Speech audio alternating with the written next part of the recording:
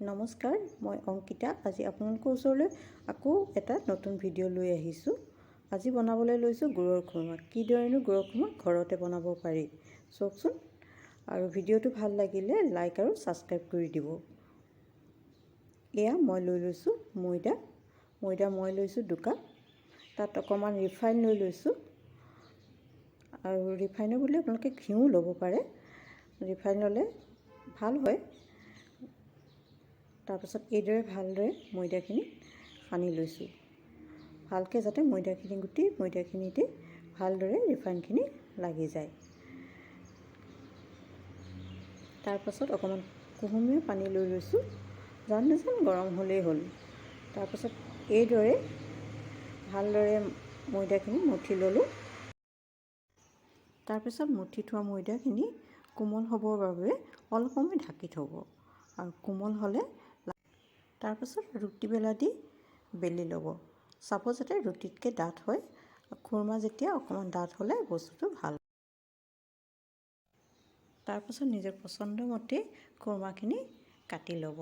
ডাঙৰ সৰু যি ধৰণে বিচাৰে আপুনি সেই ধৰণেই আকাৰ দি কাটি ল'ব পাৰিব। এয়া কাটি লোৱাৰ পাছত কেৰাহী এখনতে ৰিফাইন অলপ লৈ ল'লোঁ। আৰু এইদৰে গেছটো প্ৰথমতে বহাই দি পেলাই ভাজি ল'লোঁ। তাৰপাছত লাহেকৈ গেছটো কমাই থ'লোঁ। আৰু এইদৰে ৰঙচুৱা হোৱালৈকে খুৰমাখিনি ভাজি ল'ব, যাতে ভাল ধৰণে ভাজ খায়।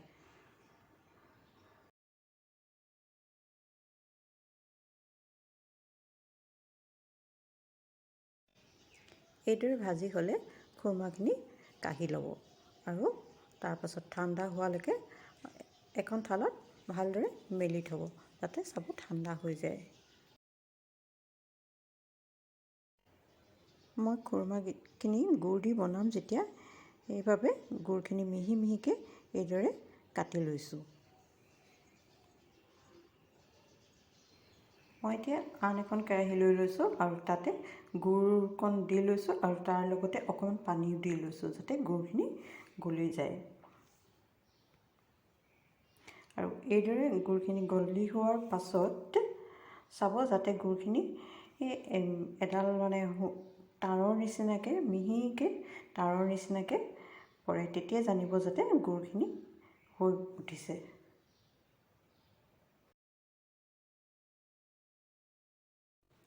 গুৰখিনি পগাই হোৱাৰ পিছত তাতে ভাজি থোৱা খুৰমাখিনি ঠাণ্ডা হ'লত ইয়াতে দি দিব। এইদৰে দি দিব। ভালদৰে লৰাই গুৰখিনি যাতে খুৰমাখিনিত ভালদৰে লাগে তালৈ চাব। আৰু এইদৰে মোৰ গুৰৰ খুৰমা ৰেডি হৈ গ'ল।